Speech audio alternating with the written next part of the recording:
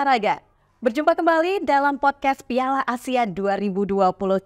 Sebelum kita mulai, saya ucapkan selamat dulu untuk dua orang pemenang yang beruntung untuk menebak skor antara Indonesia versus Irak yang berlangsung tadi malam. Tepatnya adalah 15 Januari 2024. Untuk Anda yang masih ingin menebak skor, kami masih punya kesempatan. Karena dalam podcast kali ini, kami akan ambil 3 orang pemenang yang beruntung tentunya, yang tepat untuk menebak skor pertandingan berikutnya. Indonesia versus Vietnam. Andakah orangnya? Silakan untuk mengunjungi YouTube RRI Semarang. Anda bisa lihat, Anda nanti juga harus menjawab pertanyaan. Tapi sekarang ini, saya akan segera berbincang bersama dengan wartawan olahraga senior. Siapa lagi kalau bukan Bung Amir Mahmud. Bung Amir, salam olahraga. Jayang. Iya, Bung Amir. Gimana nih? Pertandingan Indonesia versus Irak. Indonesia masih belum berhasil untuk menorehkan kemenangan melawan Irak dan berakhir dengan skor 1-3. Sedikit ulasan tentang pertandingan yang lalu. Iya, menyedihkan tentu saja karena bagaimanapun semula saya berharap bahwa Indonesia ini memiliki kesempatan untuk memperpanjang rekor tidak pernah kalah di dalam pertandingan perdana kepesertaan di Piala Asia ini sejak 96, kemudian 2000, 2004, dan 2008. Nah, kekalahan dari Irak semalam ini betul-betul menurut saya adalah kekecewaan, walaupun di satu pihak kita melihat realitas Irak ini tampil lebih baik, tetapi semula saya berharap setidak-tidaknya ada hasil tidak kalah. Seri begitu setidak-tidaknya, dan dari awal saya sudah mendeklar seandainya seri pun itu sudah merupakan semacam kemenangan bagi Indonesia ini. Tapi Bung Amir, catatan kalau kita sedikit flashback tarik ke uji coba sebelum pertandingan dimulai, permainan untuk tim Indonesia seperti apa? Ada peningkatankah atau barangkali justru masih belum maksimal? Atau bagaimana ini Bung Amir, mengingat besok kita harus berhadapan dengan Vietnam? Ya, dari sisi skor ini ada peningkatan. Karena kita pernah kalah ya sebelum uji coba itu dari Irak di dalam pra Piala Dunia di Basra di Irak, kita kalah 1-5. Kemudian di dalam uji coba menjelang Piala Asia di Turki, kita kalah dari Libya, kemudian dalam pertandingan kedua kalah 1-2, dan kemudian di dalam pertandingan melawan Iran kita kalah 0-5.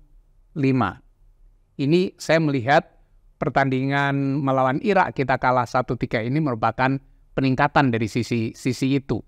Hanya dari permainan memang ada yang menggembirakan ketika beberapa kali ada semacam penetrasi, manuver-manuver yang memperlihatkan ada pola-pola permainan yang sebenarnya kalau ini bisa diperlihatkan secara konsisten, ini akan menjadi kekuatan Indonesia. Tetapi hampir di sepanjang pertandingan, terutama di babak kedua, saya melihat bahwa pola-pola tik-tak, pola-pola push and run, permainan pendek yang kita menekan dan kemudian lari mengejar bola, seperti lahirnya gol ini Marcelino Ferdinand, ini tidak terlihat lagi. Jadi Irak secara keseluruhan ini lebih mendominasi, walaupun Indonesia sesungguhnya juga bisa memberikan cukup perlawanan. Walaupun hasilnya kita tahu semua, ini sangat menyedihkan bagi kita.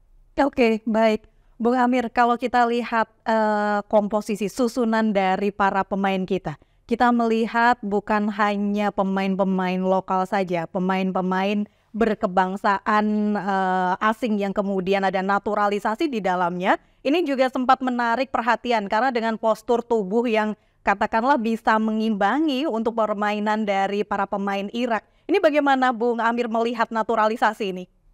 Iya, naturalisasi ini menjadi semacam dikotomi sekarang ini di persepakbolaan kita. Walaupun ini secara tren mediatika, artinya respon media ini merupakan sesuatu yang membuncahkan harapan, menerbitkan semacam optimisme baru tentang tim nasional kita. Tetapi ada sebagian tokoh bola yang menganggap dan mempertentangkannya antara local pride kebanggaan lokal ini dengan naturalisasi. Artinya mengapa kita tidak memaksimalkan bakat-bakat lokal dari kompetisi kita sendiri dan justru mengambil orang-orang yang sudah jadi. Tapi juga ada yang mengatakan begini, ketika pemain-pemain yang sudah jadi itu adalah diaspora yang sebenarnya memiliki darah keturunan Indonesia, mengapa tidak? Mereka punya hak untuk ikut merasa membesarkan tanah airnya melalui tim nasional sepak bola. Ada juga yang mengatakan begini, oke, naturalisasi jalan terus, tetapi jangan pemain yang sama sekali tidak ada kaitan dengan darah Indonesia. Artinya hanya sekadar bersuamikan orang Indonesia, lalu kemudian kita mencoba untuk menaturalisasi.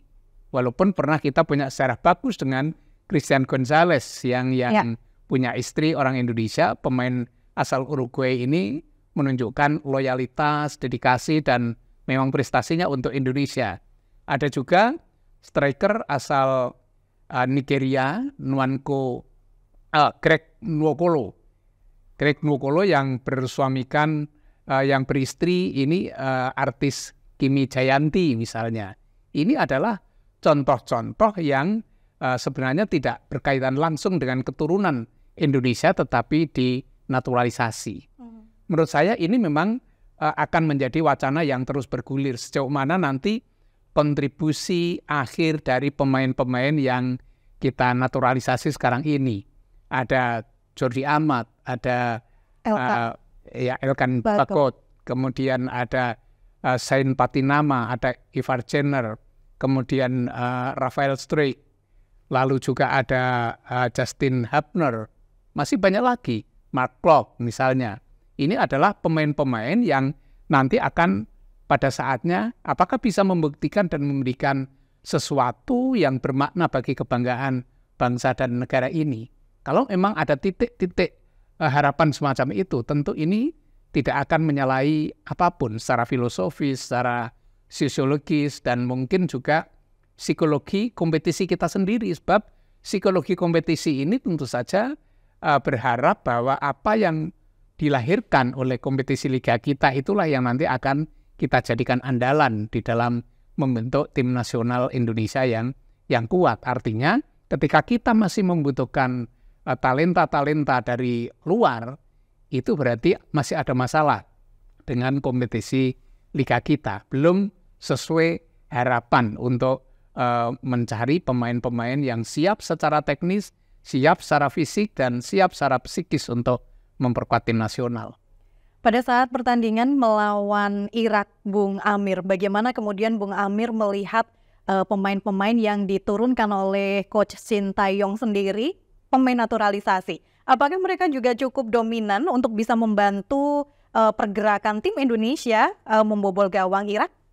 Ya, saya melihat pembandingan ya dari sejak ketika pra Piala Dunia ketika kita dikalahkan Irak 1-5, kemudian di dalam uji coba melawan Libya, kemudian 2 kali, lalu ada 1 pertandingan melawan Iran yang tidak disiarkan secara langsung. Lalu juga kalau menengok ke belakang, beberapa pertandingan di Piala AFF, kemudian juga FIFA Matchday dan seterusnya, itu memang ada beberapa pemain yang tampaknya merupakan bagian dari kunci permainan kita.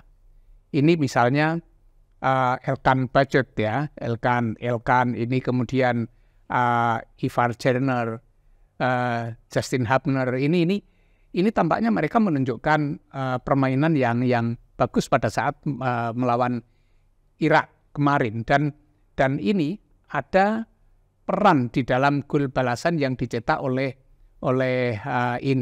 Marcelino Ferdinand, walaupun yang bergerak menusuk ke kotak penalti Irak ini adalah Yakob Sayuri, tetapi di situ juga ada pergerakan Ivar Jenner misalnya. Ini yang saya kira menunjukkan bahwa ini ada kontribusi juga pemain asing. Walaupun di dalam uji coba itu melawan Libya terutama itu banyak kritik tentang terjadinya blunder-blunder yang justru dilakukan oleh pemain-pemain naturalisasi kita. Ini masih proses, saya kira proses yang tidak akan secepat itu selesai, tetapi kita masih nunggu untuk beberapa pertandingan ke depan. Oke, baik. Bung Amir, menuju ke pertandingan nanti, tanggal 19 Januari 2024, Indonesia akan menghadapi Vietnam. Nah, lebih sulit menghadapi Irak kah atau nanti menghadapi Vietnam? Pandangan dari Bu Amir, saya belum mau menebak skor atau prediksi gitu ya, tapi bagaimana kemudian kekuatan Irak dan juga Vietnam ini? Ya, saya malah menilai pertandingan melawan Vietnam ini sebagai partai yang paling mendebarkan bagi Indonesia di grup D Piala Asia. Karena apa? Persaingan kita dengan Golden Stars ini di Asia Tenggara ini adalah persaingan yang betul-betul menyulitkan. Era Sintayong ini terasa betapa kita kesulitan mengalahkan Vietnam. Kalau dengan Irak, kalau dengan Jepang kita sudah bisa mengukur kelas. Artinya kalau kita bisa mencatat hasil-hasil setidak-tidaknya seri lah, menahan mereka, apalagi bisa menang, itu pasti prestasi yang sangat luar biasa, gemilang. Tetapi kalau dengan Vietnam, ini satu-satunya lawan yang kita punya kewajiban untuk menang. Kita punya kewajiban untuk menang di grup D ini karena ini adalah persyaratan untuk bisa lolos ke babak berikut. Kalau ini sudah tidak mampu lolos, berat bagi kita untuk bisa berharap bisa berbuat sesuatu terhadap Jepang. Jadi menurut saya 19 Januari nanti ini menjadi hari yang paling mendebarkan bagi Indonesia di grup D. Bung Amir, dari strategi yang dimainkan oleh Sintayong pada saat pertandingan melawan Irak, apa yang harus diperbaiki ketika nanti berhadapan dengan Vietnam dengan karakteristik masing-masing tim berbeda, Irak dan Vietnam? Apa yang harus dibenahi dari tim Indonesia? Indonesia dengan Vietnam sama-sama punya karakteristik, sama-sama punya ciri khas kecepatan. Umpan-umpan pendek, kecepatan, dan ini khas Asia Tenggara juga. Ini yang harus disadari karena Irak kemarin mampu memainkan bola-bola panjang, bola-bola lambung yang karena didukung oleh postur mereka yang tinggi-tinggi, nanti Vietnam ini akan memiliki kecepatan yang sama dengan kita, dengan daya gempur yang luar biasa dan dengan kecepatan tentu saja. Daya juang mereka juga mirip Jepang, mirip Korea, mirip tim-tim unggulan di Asia Timur ini, dan inilah yang saya pikir Sintayong harus pandai-pandai untuk ini memperkuat menurut saya strategi di barisan belakang dan gelandang. Kalau selama ini barisan belakang ini memainkan 2 bek sayap dan 5 ini bek tengah, ini gelandang juga harus memiliki mereka-mereka yang diperkirakan ini memiliki kemampuan sebagai penangkal pertama serangan sebelum masuk ke sektor pertahanan. Dulu kita punya Mark Klok, ini salah satu yang diandalkan. Kemudian juga Justin Hubner ini juga salah satu yang sekarang ini menjadi andalan. Ini nanti bagaimana Sintayong memoles mereka dan kemudian menjadikan mereka ini sebagai benteng pertama pertahanan untuk menahan Vietnam. Karena dibutuhkan transisi yang tepat nanti ketika dari serangan kita harus bertahan, dari bertahan kita harus menyerang, itu betul-betul nanti efektivitasnya akan ditentukan dari kemampuan kita di dalam membaca pergerakan-pergerakan taktik Vietnam. Oke, ini pertanyaan yang selalu saya suka di akhir perbincangan kita, Bung Amir. Besok ketika melawan Vietnam, prediksi Bung Amir 1-1, 2-2, 1-0 untuk Indonesia? Saya perkirakan seri. Seri? Berapapun skornya? Berapapun skornya, tetapi tentu saja harapan saya kita bisa memetik angka penuh karena itulah asa untuk bisa memelihara harapan ke babak kedua. Oke, baik. Kalau Bung Amir menyampaikan seri, kalau Anda bagaimana pendengar dan juga pemirsa? Apakah Anda mempunyai harapan yang sama seri atau harapan Anda kita harus menang dari Vietnam? Pastinya yang terbaik ya, tapi kami juga akan ambil 3 orang pemenang yang tepat untuk menebak berapa skor Indonesia melawan Vietnam pada pertandingan di grup D berikutnya tanggal 19 Januari 2024. Anda harus menyaksikan YouTube RRI Semarang dan silakan jawab di sana. Ada pertanyaan dan juga tebak skor pastinya. Tapi saat ini saya harus segera pamit undur diri dari podcast Piala Asia 2023. Bung Amir, terima kasih atas waktunya untuk kita berbincang. Nanti kita akan berbincang pada waktu setelah pertandingan Indonesia dan juga Vietnam. Salam olahraga, Bung Amir. Saya. Pendengar dan juga pemirsa, saya harus segera pamit undur diri. Tapi jangan lupa kami nantikan juga untuk Anda bisa menebak skor berapakah Indonesia versus Vietnam. Silakan untuk menonton di YouTube RRI Semarang. Salam olahraga.